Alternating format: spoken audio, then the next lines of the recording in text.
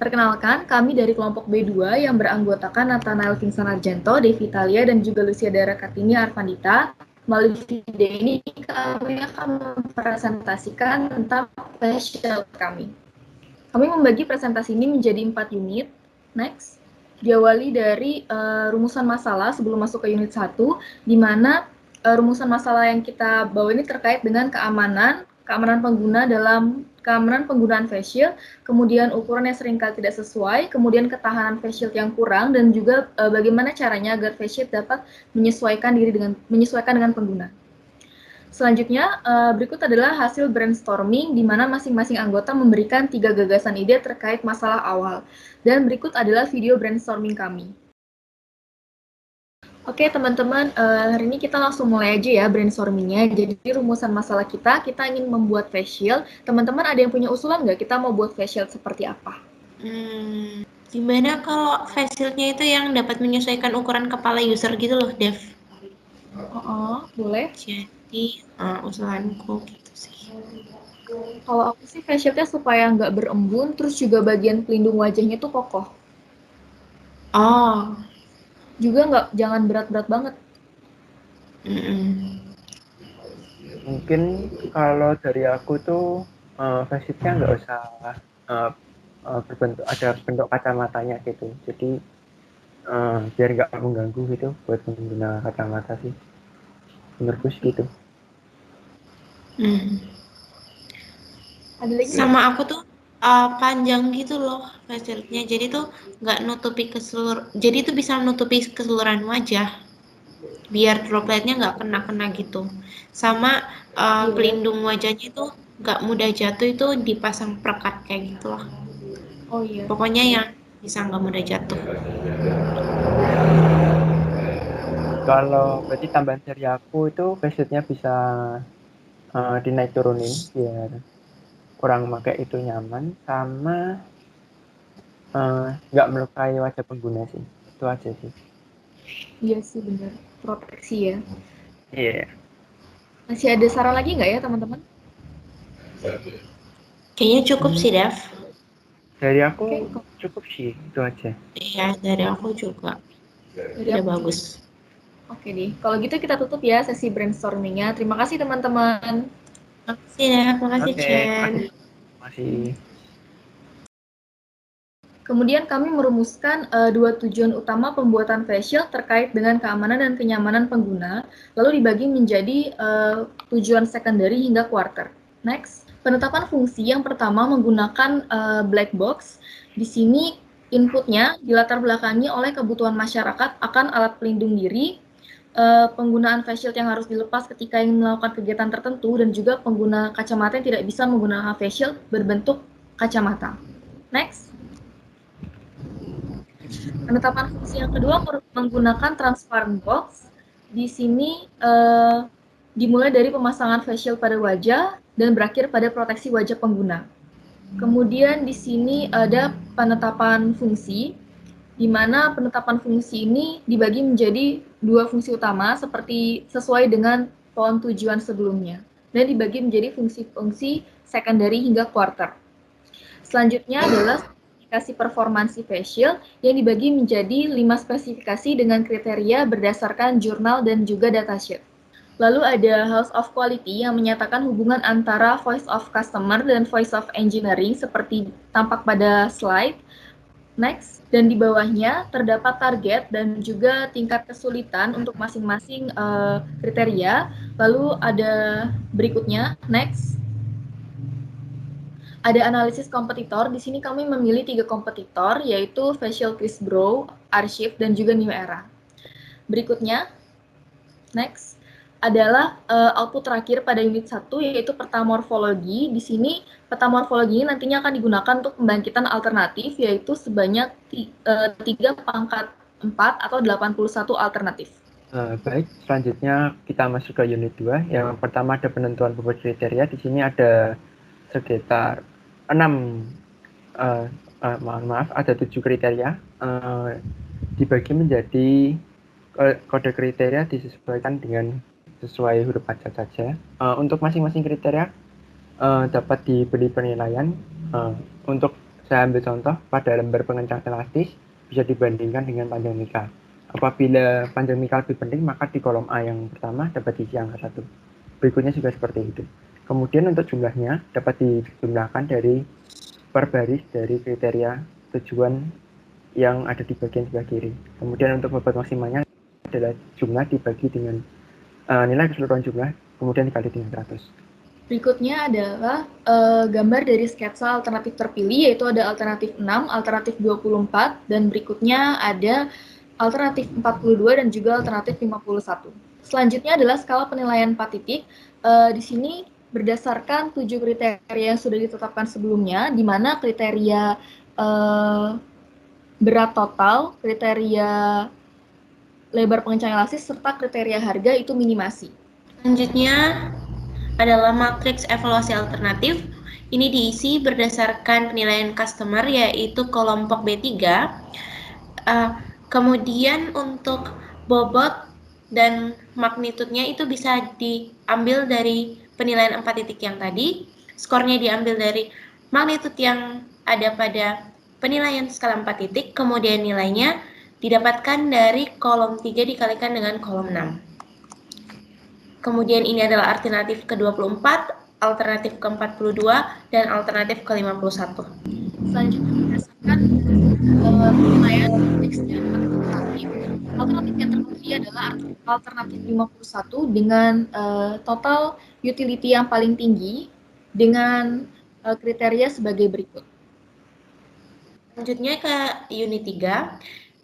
Unit 3 ada analisis desain. Itu yang pertama, penggunaan mika berbahan PET itu karena tingkat kebeningan dan daya tahan tumbukan yang tinggi. Kemudian tidak mudah berembun karena diberikan celah dan agar tidak kedap udara. Kemudian mika kuat dan kaku guna melindungi mata dan wajah dari droplet. Keringanan ini berfungsi untuk kenyamanan, dan karet pengencangnya itu digunakan nilon sebagai penyesuaian lingkar kepala pengguna. Selanjutnya untuk eksperimen ada alat dan bahan. Kami menggunakan 11 alat dan 6 bahan.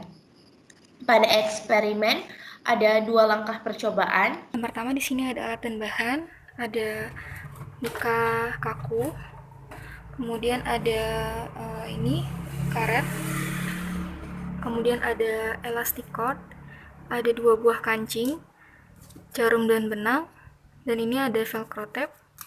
Kemudian ada busa.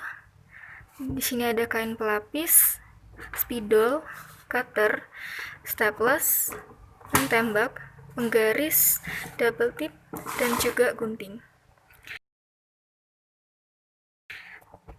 Untuk langkah pertama yang kita lakukan adalah mengukur terlebih dahulu mika kaku ini sesuai dengan ukuran, yaitu 20 kali 32,8, kemudian mengguntingnya. Baik, di sini saya sudah menggunting mika kakunya dengan ukuran yang sudah ditentukan. Kemudian kita membuat sudut lingkaran pada bagian ujung sini dan juga pada bagian ujung sini dengan menggunakan bantuan gunting. Kemudian di sini sudah berbentuk sudut, sudah melingkar pada bagian kedua ujungnya. Di sini juga langkah berikutnya adalah melapisi sisi-sisi face shield ini, sisi-sisi mika ini dengan menggunakan kain dan dengan bantuan lem tembak. Nah, hasilnya nanti akan seperti ini. Kemudian dilanjutkan ke seluruh sisinya. Ini dia mika yang sudah dilapisi oleh kain seluruh bagiannya. Langkah selanjutnya adalah mengukur karet dengan ukuran panjang 27,9 cm. Setelah itu kita gunting pada ukuran yang sudah diukur tadi. Langkah berikutnya adalah memasang kedua buah kancing pada bagian kiri dan kanan karet menggunakan jarum dan benang. Kini karetnya sudah terpasang dengan kancing, dan sebelumnya saya minta maaf kalau ada tahapan yang berupa mendokumentasikan, yaitu pemasangan elastic cord pada kedua sisi mika. Langkah berikutnya adalah memotong busa dengan ukuran panjang 22,5 cm. Langkah berikutnya adalah memotong mika dengan ukuran panjang 25 cm dan lebarnya sesuai dengan lebar busa, yaitu 2,5 cm. Kemudian busanya dipasang tepat di tengah-tengah mika ini. Setelah itu, karet dipasang pada mika yang tersisa ini dengan menggunakan stapler. Ini dia yang sudah terpasang. Karena tadi pemasangannya menggunakan staples, maka pada bagian yang kasar bisa diberi tambahan kain. Tahap berikutnya adalah memotong velcro tape ini sepanjang 1,5 cm. Langkah berikutnya adalah memasang salah satu sisi pada bagian kiri dan kanan face shield penutup wajah seperti ini. Kemudian untuk sisi velcro tape yang satunya dipasang pada bagian sini dan juga pada bagian yang sisi satunya. Selanjutnya adalah memasang bagian penutup wajah dengan busa dan karet ini dengan memasangkan velcro tape, kemudian elastic cord dipasangkan pada kancing seperti itu. Saya akan mendemonstrasikan penggunaan face shield dari hasil percobaan pertama. Di sini terlihat bahwa bagian kepalanya terlalu kendor. ini bisa terlihat, dan penutup wajahnya itu kurang panjang seperti yang kita inginkan. Mungkin bagi saya bisa menutupi wajah saya, namun bagi orang lain belum tentu bisa menutupi keseluruhan wajahnya. Tomika menjadi berukuran panjang kali lebar 23 kali 32,5. Adalah membuat titik sudut pada kedua titik sudut ini menjadi sudut melingkar menggunakan bantuan double beam. Kemudian diberi tanda seperti ini. Melapisi sisi-sisi pada penutup wajah ini, pada mika ini menggunakan kain. Melapisi bagian tepi mika ini, kita menyelipkan elastic cord yang sudah dipotong. Mengukur karet ini dengan panjang 21,77 cm atau dibulatkan menjadi 21,8 cm.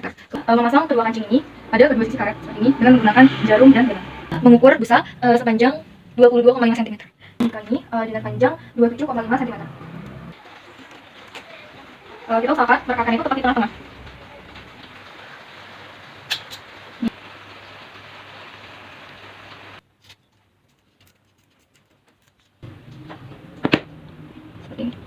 Sisi yang satu langkah terakhir adalah memasang karet ini yang sudah dipasang busa pada penutup wajah. Caranya adalah dengan memasang ini elastic cord pada kancing dan pastikan velcro-nya terpasang. Kemudian pada sisi yang satunya juga kita lakukan hal yang sama seperti ini. Juga kita pastikan ini terpasang. Ini dia produk facialnya sudah jadi seperti ini tampilannya. Saya akan mensimulasikan bagaimana cara menggunakan dan menunjukkan fungsi-fungsi dari facial pada percobaan kedua. Ini merupakan facial pada percobaan kedua. Saya akan mencoba untuk menggunakannya. Pertama-tama kita gunakan seperti ini. Di sini terdapat busa sehingga melindungi dari bagian yang tajam pada facial. Kemudian facial ini pastikan sudah menutup seluruh area wajah. Dan facial ini bisa dinaikkan ke atas seperti ini. Kemudian bisa ditempel kembali untuk menahan supaya facial tidak jatuh seperti ini. Kemudian dapat kembali diturunkan. Dan jangan lupa rekatkan velcro tag-nya seperti ini sehingga facial tidak jatuh ke wajah. Selanjutnya pada model dapat dilihat pada slide presentasi. Kami menggunakan presentil ke-50. Next, untuk perancangan SolidWorks dari facility yang kami buat dapat dilihat dari presentasi. Selanjutnya, berikut rancangan akhir. Ada multiple orthogonal dan berikut adalah BOM atau Bill of Material. Pada level 6 ada produk facial. Kemudian terdapat 4 level. Berikutnya adalah daftar tabel spesifikasi dan komponen. Kami menggunakan 7 komponen untuk pembuatan facial ini. Untuk berikutnya kita masuk ke unit 4. Pertama di sini ada VE, yaitu Value Engineering. Di sini adalah detail dari cost yang kita gunakan untuk membuat produk facial ini.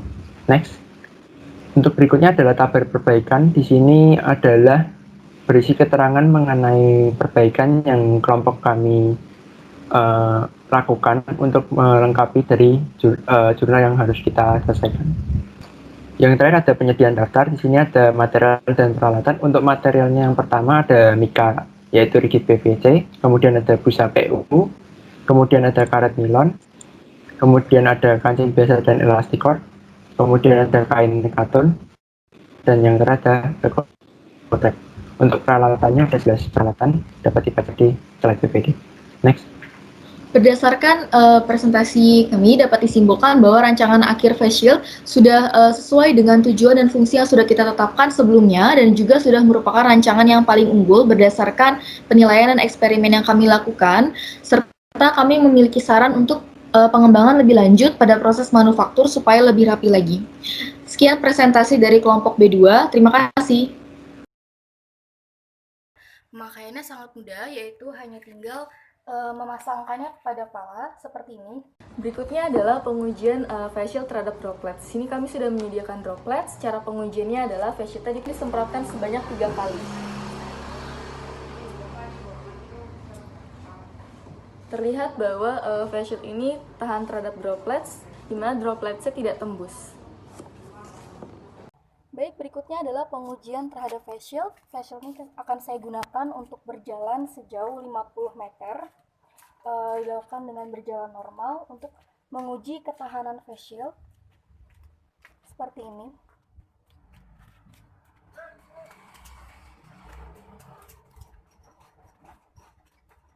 Lihat bahwa facial cukup kuat untuk digunakan ketika berjalan biasa. Selanjutnya akan saya gunakan untuk berlari sejauh 50 meter untuk menguji kekuatan facial kami.